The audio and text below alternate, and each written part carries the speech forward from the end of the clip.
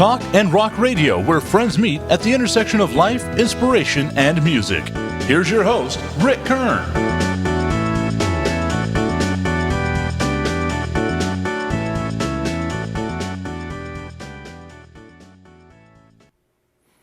Welcome, everyone, to Talk and Rock Radio. You know, one of the benefits I enjoy the most about producing these podcast episodes is when I reunite musicians that made their mark in their time and experiences together. Today's show is going to be one of those shows. I've got three very talented guys that you probably know if you follow the El Paso punk rock history.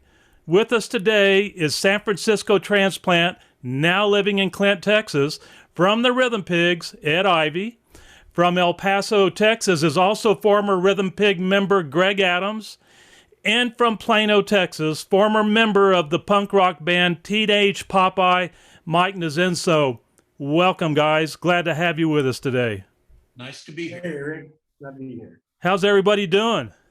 Excellent. Really glad to talk to you. Are we feeling like rocking today? Oh, yeah. There you go. Always. I wake up feeling like that. Well, you know, what I love about doing this kind of show is reuniting the bands. Some of the best shows that I've done is bringing the bands back together and hearing their stories. And today's not going to be any exception. I really want to hear some great stories from you guys today because I'm sure you've got a bunch of them. Some of them we can't tell on the show, but but we'll get through those. I want to start out first by saying it's 10 years ago that I first met Ed Ivy. He came in from San Francisco and played my number 4 Border Legends of El Paso rock show. He was playing with his cousins, the Singing Ivies, at the Almeida Shrine Auditorium. I think we had probably about 700 or 800 people there that day. It just came off a tour in the last few days, but let's give it up for the Ivies. We have Mr. Ed Ivy up here on the stage with us.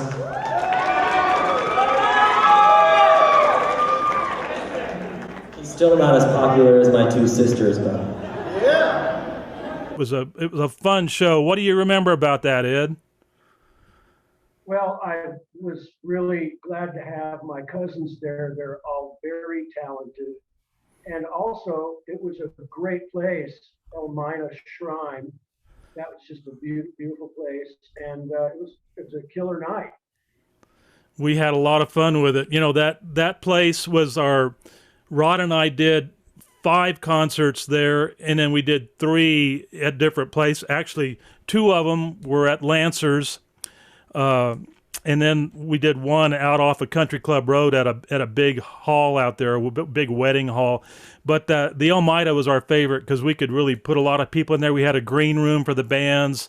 We had, you know, it was really neat. They had a separate bar in the back room. So a lot of the groups, you know, from high schools, it was like a big high school reunion. You know, they could come in and go into the back bar area and sit around and talk without, you know, having too much loud music. I could go back into the room where the concert was. It was a great show, but particularly exciting for me was to meet the legendary Ed Ivy in that show because, you know, you go back, Ed, so many years with a great band called the Rhythm Pigs, and we're going to talk about, you know, all the bands that you guys impacted punk rock with. And I think before we jump into the stories in your history, specific history about the groups, is that I'm gonna go ahead and ask Mike to kick off what punk rock is. You know, I go back playing drums and singing with pop rock, country rock, jazz, cumbias, heavy metal, folk. I've done all of that. One thing I've never done is punk rock. So I want Mike to talk a little bit about what exactly is punk rock? Tell everybody. Well, I think the first thing I'd say is it's got nothing to do with fashion. You know, I think it got kind of a bad rap. People thought you had to wear razor blades and have a mohawk. But really, for me, it was just about freedom of expression, offering a format to play and perform original music, and to kind of get away from the corporate rock world and the cover band world. And you know, all of a sudden there was a nationwide scene set up to tour and perform music of your own. If you wanted to, if you were brave enough to. Well, you know, one of the things I read about with punk rock is that all punk is rock, but not all rock is punk. And what is the definitive answer to that? What would you say? You know, I have my own version of that. First thing I would say about when I watch punk rock, and I'm talking about not a lot of the stuff that you did as the Rhythm Pigs. I mean, some of it you did, but I like some of that rawness that you all put out. I mean, the first thing I see when I see a punk rock group like Ramones and Rhythm Pigs back in the early day is the high energy level. Man, how much coffee or speed did you guys take to play that music? It wasn't coffee, bro. It was not. No, it was usually something that people take to mellow out, but we went the opposite direction. Yeah. There was no Starbucks back in those days, right? One thing about the punk rock thing in El Paso was basically there was not any punk rock in El Paso until Greg Adams here and some other kids started buying records from California and starting to share the sound, the message of punk rock, and pretty much it exploded into El Paso. And there was also a component of the skater guys, the skate thing. So that was a huge thing. And then, of course, Teenage Popeye was a great band, and you kind of was like, you were kind of like our grandfathers a little bit, because you guys were basically doing something that came out of the New York Dolls and stuff like that. And at the same time, there was other people like the Plugs. What was that guy's name? Tito La Riva. And Charlie Quintana. Yeah, Charlie Quintana. Yeah, Chalo Quintana, and all these guys. So there's a really defined part of El Paso having all of those structures in there, and so. Well, you know, you're talking about rock structure back in those days. Of course, you know, with Bobby Fuller and the influence that Bobby's music had in the industry. I mean, when you see a punk rock group like The Clash, for example, that did their version of I Fought the Law, would you consider The Clash as one of the big punk rock bands of the time, or were they trying to be it, or what would you say? They had commercial success, which is, you know, there weren't a whole lot of punk bands that did that. But when you're talking about the definition of punk and all stuff, and all rock or all punk is rock, not really, man. Punk wasn't defined by a single sound. You know, there's Throbbing Gristle, there's just Einsters and the Neubauten, which was industrial, but that, you know, they were part of the punk scene. There were all these bands that, I mean, the genre, the width of, you know, types of sounds and music that came out of that scene was just phenomenal, you know. And the one thing that I really enjoyed over the, you know, modern rock is that so many of the players that are huge now came out of the punk scene. Yeah, you know, Dave Grohl being originally the drummer for Scream, and Scream were our label mates, you know, in Europe with Concurrent Records. Yeah. And when we lived in DC, you know, that was when Scream was tearing it up there, along with Beefeater and Minor Threat and all those great bands there. Yeah, right. But talking about going back to the scene here in El Paso, you know, everybody always kind of, I've always heard the Plugs were the first one. Well, I don't know if they ever played anywhere. Mike might have seen them and stuff, but I remember the first time I saw Teenage Popeye, and it was at a Battle of the Bands in the Coliseum. And I'm there with my friends, and, you know, but I was a sound man for one of the bands that was competing. And was that in the mid 80s, Greg? That was probably, what, Mike, do you remember, like 1980? 1980 Yeah, sounds probably. right. I was just out of high school. Yeah, and all I know is just all these bands were just freaking, no offense to them, you know, but it was kind of lame ass stuff, Magic, President and stuff.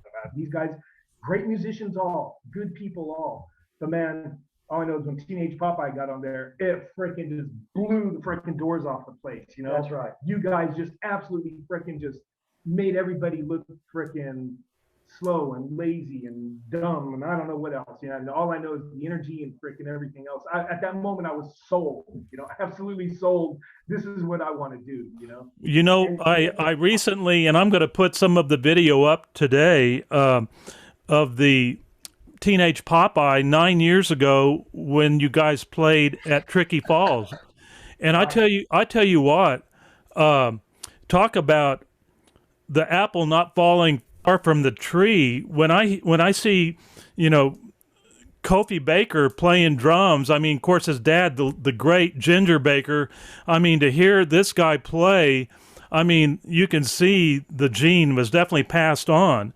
And I mean, what a great drummer, man. I know your original drummer was Johnny Thompson, you know, Johnny Thunder Evans, but man, Kofi that day was right on, right, Mike?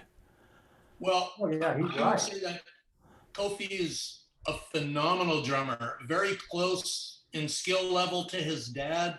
But I got to be honest, two things. In the 4 days we rehearsed, I learned more about polyrhythms than I had in the previous 20 years. That being said, I don't know that there was any place for that in the Teenage Popeye set. It was good. He did a great job. It would have been 100 times better with Johnny Thunder. It was just, he suited the music and fit the mold better. And you know, Kofi was basically filling and sitting in. Johnny knew the tunes. Our tunes, for being punk rock, were pretty well orchestrated and thought out. And, you know, and we weren't able to do the kind of nuanced stuff that was important to us. I wanted to say one thing real quick, because Greg, I don't think, was aware of this, but we had a residency at a little club on the west side of El Paso for about a year called the Winner's Circle. And we brought a lot of bands from out of town in there, right as when we were still Teenage Popeye, and the Plugs were one of them. And we brought them in for 3 nights. It was a club that held about 100. We packed 300 people in that place every night for 3 nights. And it was one of my best experiences ever in El Paso, playing with Charlie, rest in peace, and Tito, because Charlie's not with us anymore. One thing, in El Paso, you could find a punk show at the Rathskeller, and then after that, Art Lewis, the great saxophone guy, would walk in with a couple of guys. And so El Paso had a lot of, you know, different stuff going on. There was a lot of breakout groups back in those days. I mean, you had Long John Hunter over at the lobby playing his phenomenal blues.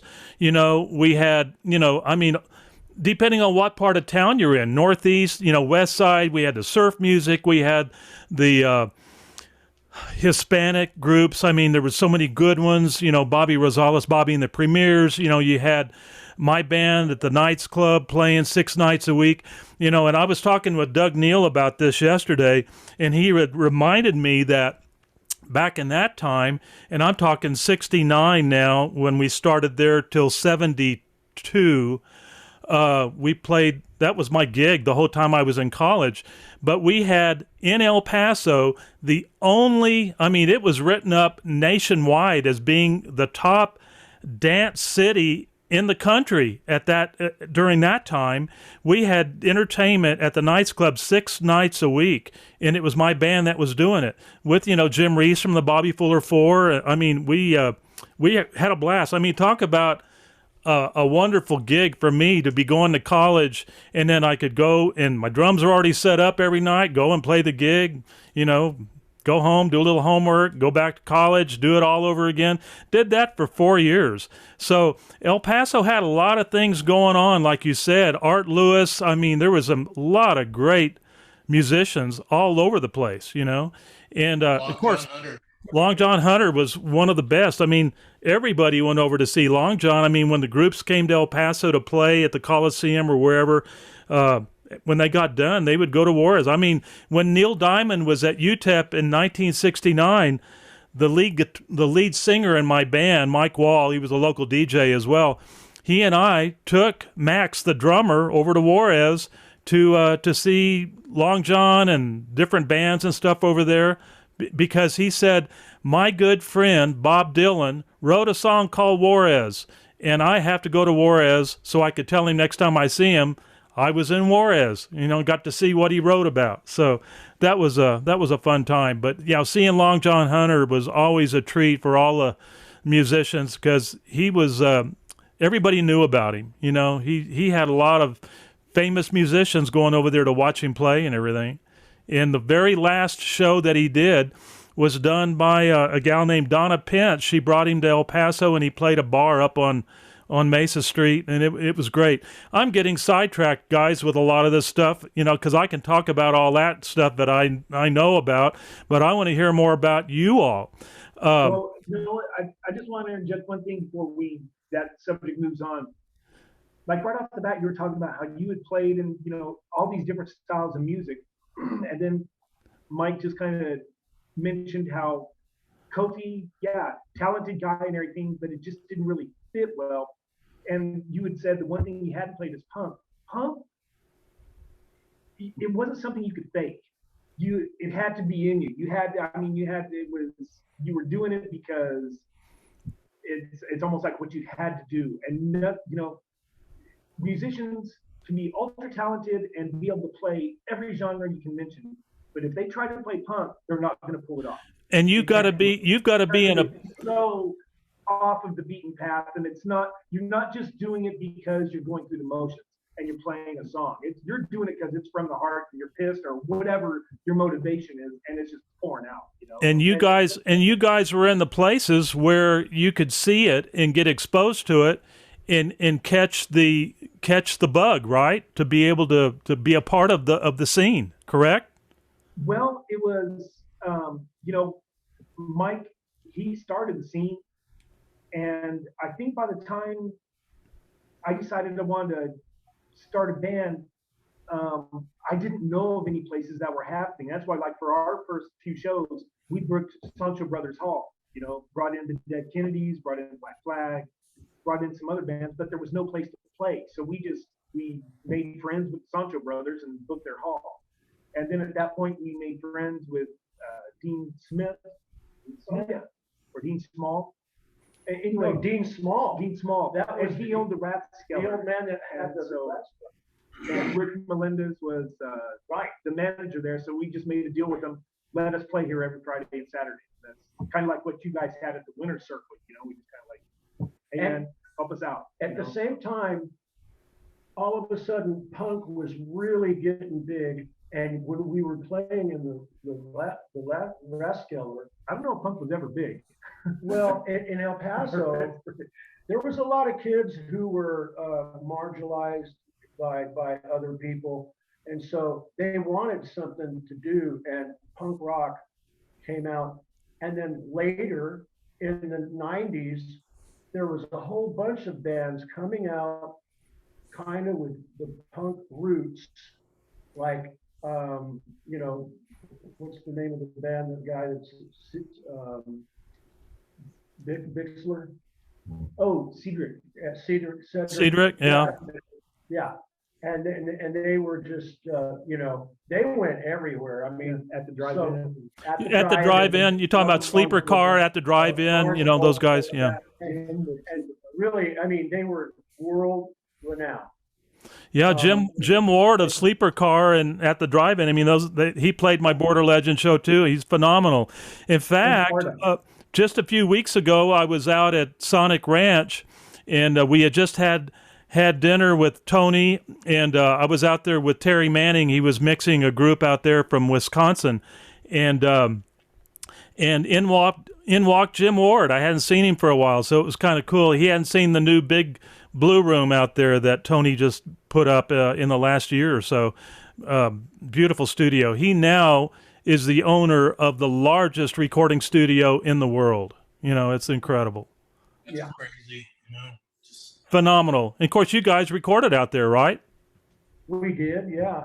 I had my first session out there in 1982 when they just had one little board and stuff like that, and I got a gig to play the bass, and I thought I was, you know, the coolest guy in the world.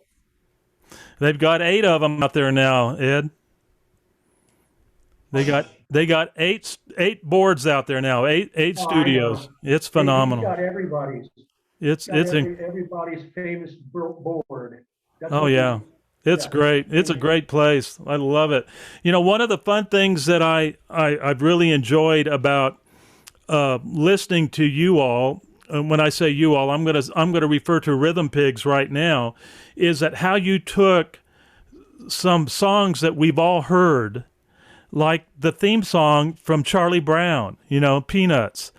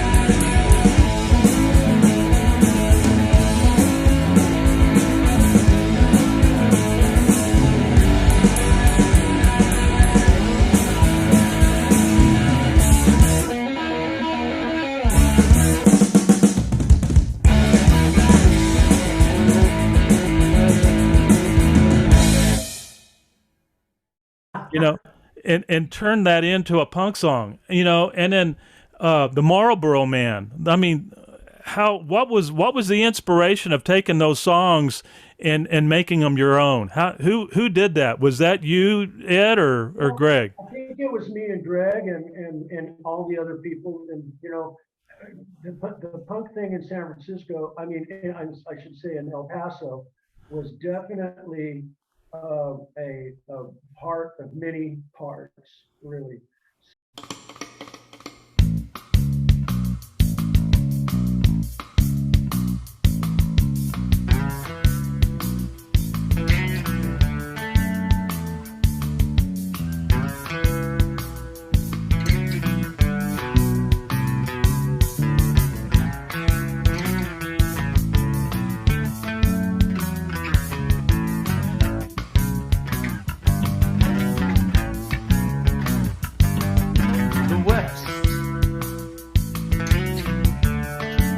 I'll keep.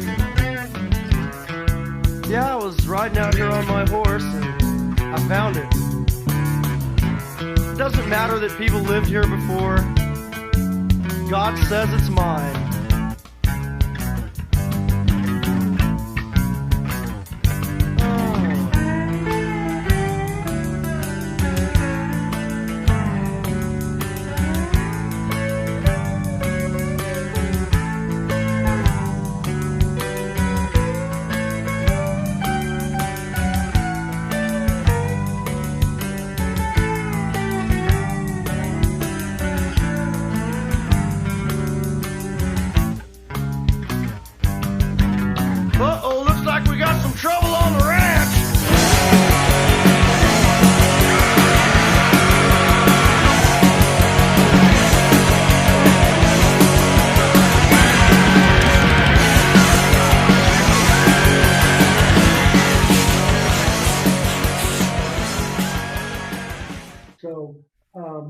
And for example, there was a band called Red Zone.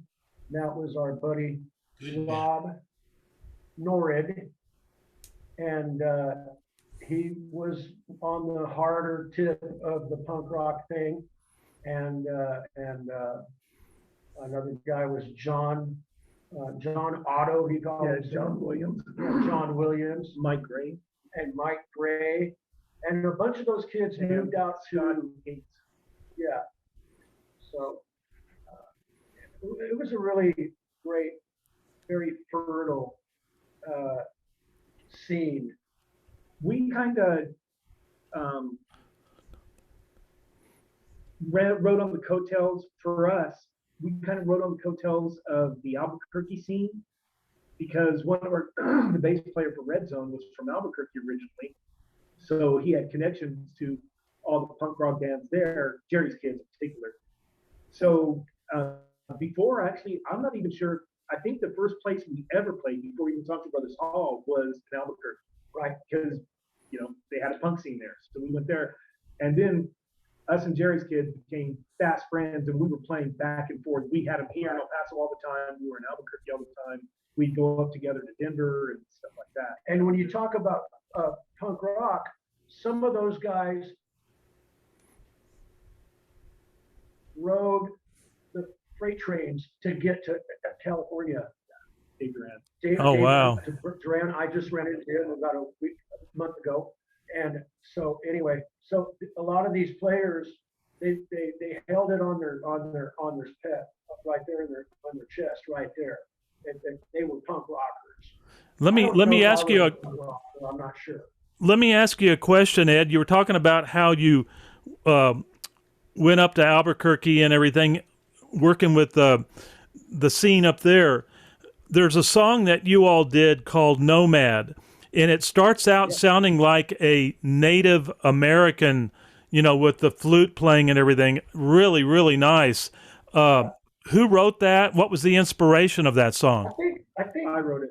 You wrote it? Exactly right. That was, and I can tell you exactly. I actually stole that song from Scratch Acid out of Austin.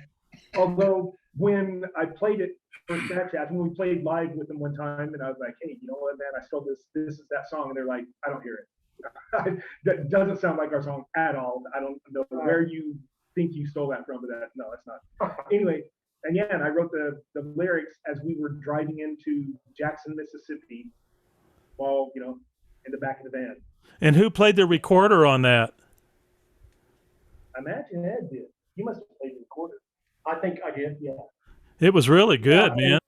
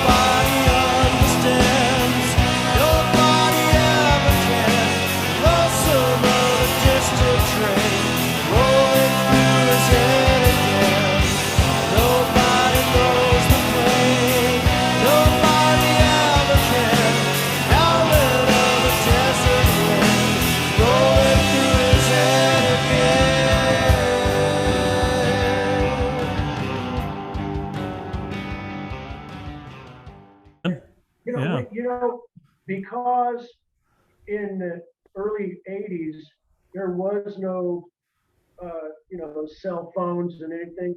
And so we actually we had stolen MCI phone cards that we would hand out to everybody. And then they would have a book full of we have codes. Codes. You would you get your codes. Yeah. People would get, hey man, you got some codes? Yeah. You know, that was how you did it. Thing. There would be kids like by the dozens hanging around Well, okay, here's the story. So during the first tour, we're broke. Don't have freaking dime to us. We couldn't even. We're at the it was the Rathskeller in Boston, and we had zero money freaking to get there. We're Boston, Massachusetts, full of toll roads. We didn't even have money for the fucking toll, and so we're trying to circumvent the toll roads, and we're on 2-lane roads. And finally, it's like, we're going to be late for the show. We got to get on the toll road. And then when we get to the toll gate, the guy's like, this much money. It's like, we don't have that, man. Sorry, we don't have fucking penny. He's like, well, what do you have? It's like, well, we got sleeping bags. Okay, I'll fucking take sleeping bag. Gave the guy a sleeping bag.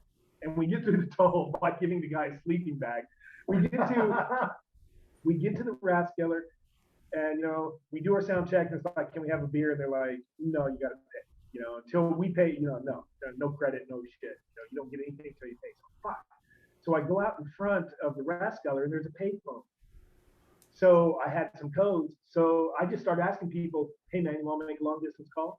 They're like, yeah, I haven't called my mom in a while. And it's like, okay, dude. And so what's the phone number? So I dial in the code, and it's like, you know, give me a couple of bucks.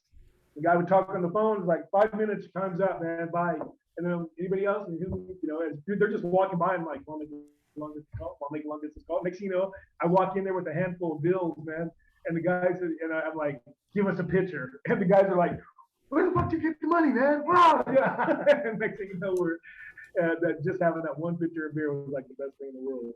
Creative marketing, man. You got to do what you got to do. Hey, I want to get back to Mr. Mike Nosenso, because he was my complete idol. No kidding. He was so great on stage. His lyrics got a repeat killer presence. And we were in awe of Teenage Popeye. Oh man, they were awesome. Yeah, you know, I was the bass player. What was his name? Chip. Here's Chip. Yeah, beast on the bass. Yeah, a beast. And I think I saw him playing later in San Francisco. But anyway, and I think that Teenage Popeye was really important. And a lot of people, I'm just going to say, they ripped you off pretty good, you know? And then there was another band called the Victims, right? Was that Clutch? Yeah, Victims. Clutch. Between 1 Second Zero. Yeah, they were more of a dance. New wave. That's right. Really good band too. Yeah, great. All these guys, I mean, between Teenage Popeye and they're way more accomplished musicians than us, man. We were just freaking scraping by on our instruments. Yeah. These guys were beasts, you know? I want to ask Mike, you know, with Popeye, when you guys did that reunion show 9 years ago at Tricky Falls, Mike, you had Pierce McDowell on bass that night. You had Blake Harper on guitar, right? Are either one of those guys still playing? Is Blake still playing? Pierce still playing? Absolutely still playing. I'm working on a project with them right now, and also a couple of songs with Johnny Thunder Evans, the original Teenage Popeye drummer, and Pierce McDowell, the original Teenage Popeye bass player. We've got a couple songs in the mix, and I just wanted to take a minute and say that I'm very humbled by those kind words from Ed. And I want to say that that's come full circle, because I learned a lot from him when I was playing with him, particularly about American roots music like Dylan and Doc Watson. And I owe him a real debt of gratitude for that, you know. Well, I think when you're in El Paso with all these types of things going on in the music scene, it's you can see why it develops that way. And I think that everybody. I mean, I remember watching Mario Otero playing at the Jersey Lily and just knocking them down, and Cancellari, he's another one.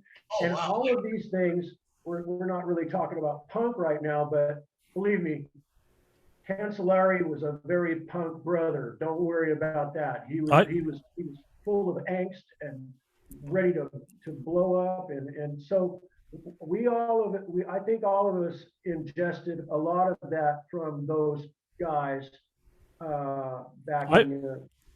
I played with Mike some, and of course he played with the Wailing Wall. He was with those guys some. Doug and Daryl and some really great players there. Mario Otero, man, the guy is still phenomenal. He's like a good wine. He just keeps getting better and better. He's like 90 years old. No, not really. Well, he's a phenomenal guy, a great musician. He's played my Border Legend show before, and he's still gigging, man. He's still working with Randy Russ some, and they're having a good time. Doug Neal and Andre Bonaguidi go over to his studio all the time and jam, and good musicians, man. You can't keep them down. They keep playing, doing their thing. You're right about that. And I just want to say one more thing.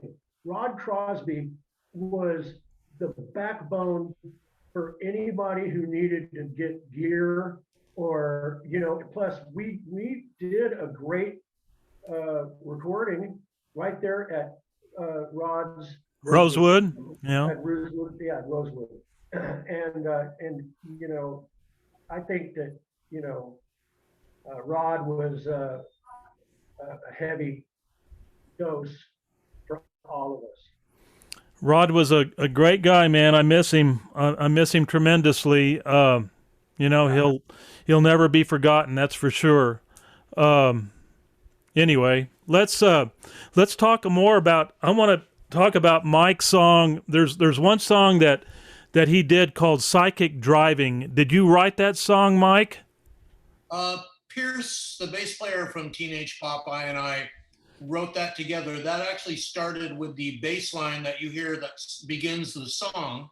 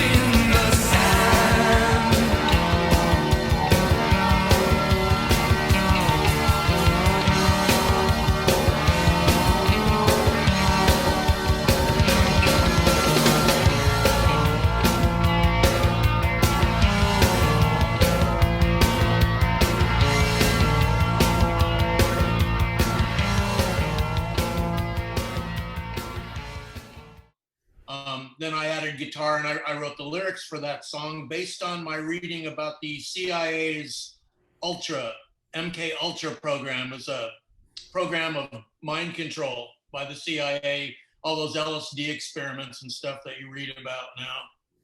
But everything in Teenage Popeye was a collaboration.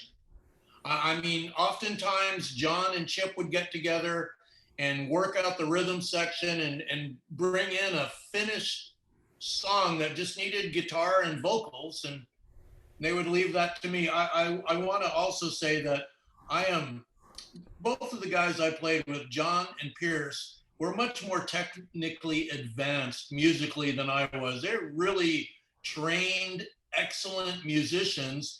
And when we first went on the road and then relocated to Austin, there were a lot of people in the punk rock community that held that against us. Like, we knew a diminished chord was a no-no, you know, and the fact that I used a strobo tuner just used to make people crazy. You know, what the hell do you need that for, man? Just play, you know?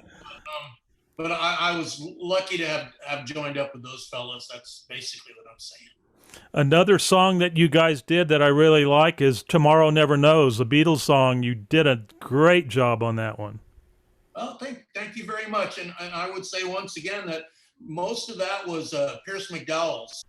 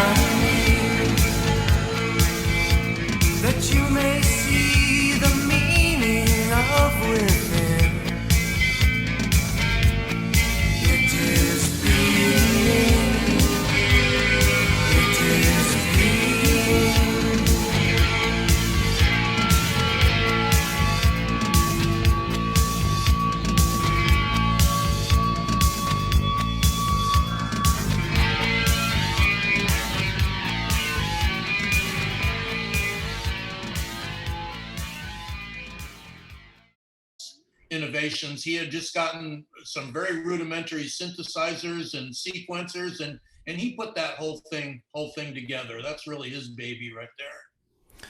A few days ago, I was talking to Robin Vinikoff. You all remember Robin? Oh yeah, of course. He was another kind of a Rod Crosby type. Of course, he spent most of his time up in Albuquerque. And he called me about 2 or 3 days ago. In fact, I shared this story with Mike already a little bit, but it blew my mind because as I'm talking with Robin, then I went online and I was looking at some of the YouTube videos of a band called The Fabulous Checkers. And he was the sound man for that band for many years. He did the backline, front of house, everything for the group. And a really, really fine group. It reminds me a lot of the band called El Paso, the El Paso band. They play a lot of Malo and stuff like that. But in the conversation, he's talking to me about this guy named Blake Harper. And I'm going, are you kidding me? I said, we were just talking about that the other day. I was talking with Mike from Teenage Popeye, and I'm just going, wow, it's a small world because of all the days for Robin to call me. I hadn't talked to him in years, and he just wanted to call and chat for a while. And then the name came up, and then I shared this with Mike the other day about Blake Harper, how he had played with Popeye, and then he was a guitar player for this band, the Fabulous Checkers, which reminds me, you guys are such phenomenal musicians because you not only played some of the best punk music back in its day, but you still play other kinds of genres, you know. And I look at this guy Ed Ivy, you know, sitting in front of me here, and I mean, one of the best brass players in the business. I mean, and he still played with a group in the Bay Area. You know, are you still playing with them? I know you're down here now, Ed. Are you still playing with them?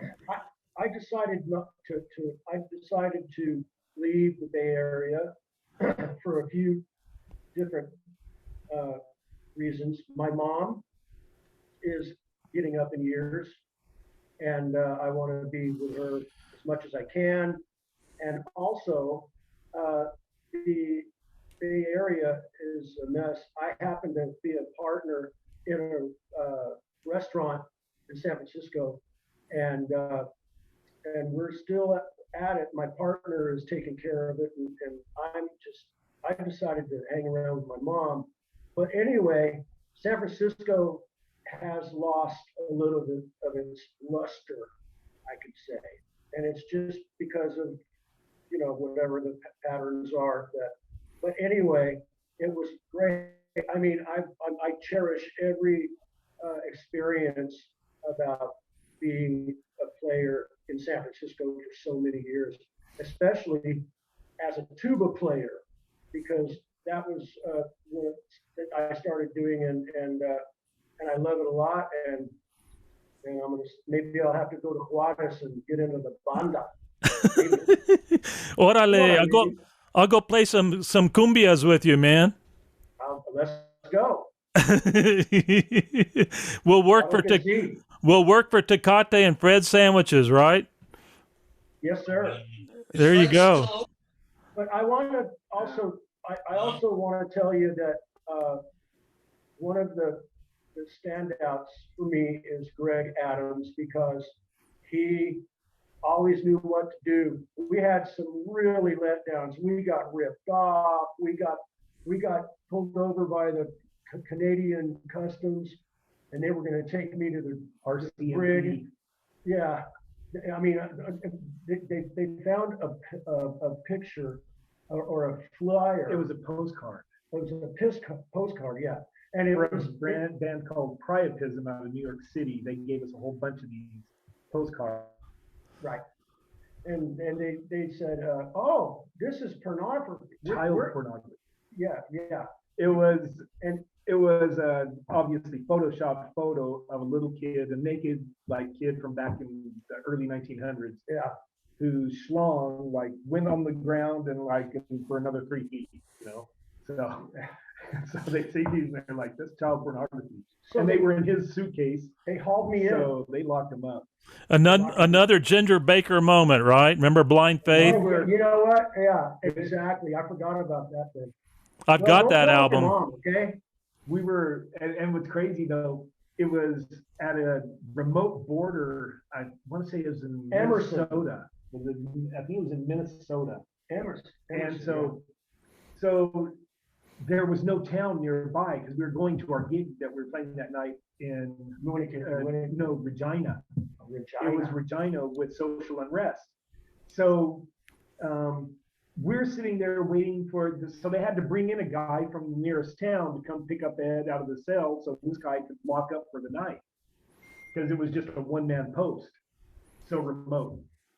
And finally, this guy's like, man, it's 5 o'clock. I want to go home and have dinner. Screw it. He lets Ed out. And so he gets in the truck and we fly out of there. And as we're flying out of there, here comes the guy who was coming to pick up Ed. Yeah. Oh, no. On the road. Right. See you later. And it was like, pedal to the metal, man. Get the hell out of here before they change their mind. Yeah.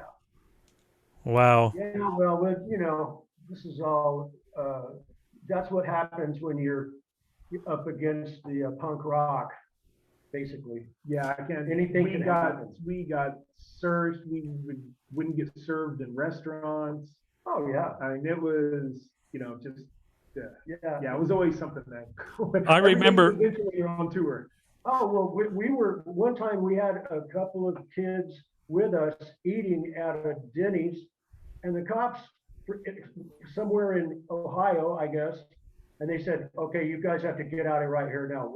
Stand up right now and get out of here right now. Kansas You know, and Kansas I was City. already 27 years old and, running the show. And I was just, I was like, man, this is what it's all about. I remember in 1974, your story reminded me of, we were going into Canada for one of our tours, and we all had vans, and my van had all my drum kit and everything. And I remember at the checkpoint, the officer said, pull over, please. I want, and so I pulled over, and I had to pull everything out of the van. Obviously we're a bunch of hippies, we just, because he smelled something, and he said, what's that smell? And so he tracks it down, and it was a little metal vial thing of patchouli oil that my wife used as a perfume. And he said, what is this? What is this stuff? Really were a hippie. And she goes, that's patchouli oil. And he goes, no, that ain't patchouli oil and all that. So he wouldn't know patchouli from a chocolate bar, But anyway, it was one of our similar moments that you're talking about. We were under the magnifying glass, and that wasn't the first time, I wanted to tell you one impression that I'll never forget, a great impression. One day I saw this lady, and she had a gigantic mohawk, and she was walking down in Eastwood. She was walking down, I don't know, and I just turned around and I said, hey, who are you? And that turned out to be Laura Landau. Yeah, we called her Sporcha. That was her punk name. And that was one thing about the scene was very much integrated with punks and goths and preppies and just regular little players, and it really turned into a big thing. And I think we probably had a little effect of the other bands like Mars, Volta, and some of these other bands. And in fact, we one time they gave us our pops, hey man, you guys are our punk rock grandfathers. Yeah, something how I don't know. But anyway, I think that the scene in El Paso, all the kids in the El Paso scene were really great. And a few of them came out from San Diego to hang out because they wanted to be in our scene. Nice. So, yeah. And 9 years ago, when you all did that reunion show at Tricky Falls, Mike, what do you remember the most about that night? I know you had some of the Pigs were there. What was the crowd like that night? Were they excited to see Teenage Popeye again, or did a lot of them not know who you guys were?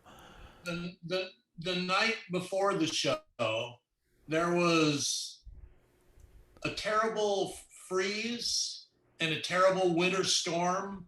I mean, just a horrible storm. I mean, still pretty much ice covered the day we did the show, and it was a terrible turnout. I'll tell you the truth. Tricky Falls is a large place. It's a big venue. I couldn't tell you how many people came that night, but if it was 200, I would have been shocked. Wow. But the 200 seemed to make a lot of noise and have a good time, and we definitely enjoyed ourselves. Oh, you were having a great time, man. I tell you, I love the video of you with your lighted headgear on. That was kind of cool. Well, that was actually a Christmas ornament my parents used to hang over the outside in front of the front door. And, you know, I found it in the attic and I said, no, I wish I could wear this. And my brother, who was a bit of a idiot savant, rigged it up and I plugged it in.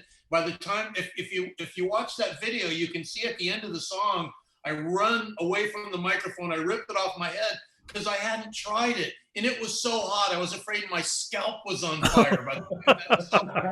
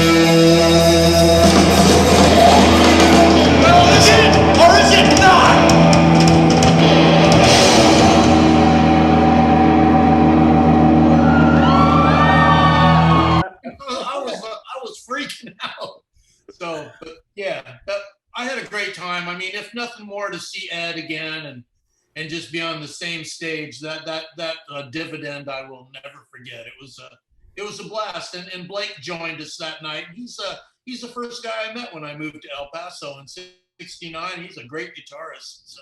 And he's one of your best friends still, right? He is my best friend. Yeah. That's great. Where does he live now? He's a guitarist for hire in Albuquerque. He plays with a group called the Panhandlers. They play out almost every week, and he's something of a hired gun as well. Nice. He's not just a guitarist. He plays mandolin, dobro, little lap steel. He's a versatile musician. Hey, Rick, I wanted to mention when you were talking earlier about the Rhythm Pigs doing the Peanuts theme, Marlboro Man, I wanted to mention that how funny how things come full circle, because in Piggy Bank, we used to take hardcore punk songs like a Sex Pistols song, and we would do them country. We would wow. Anarchy in the UK. Right.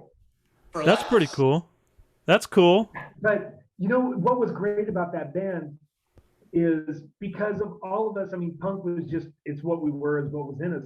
So every time we played a song, it was not true to the original. I mean, it was the song, but it was definitely with a punk attitude.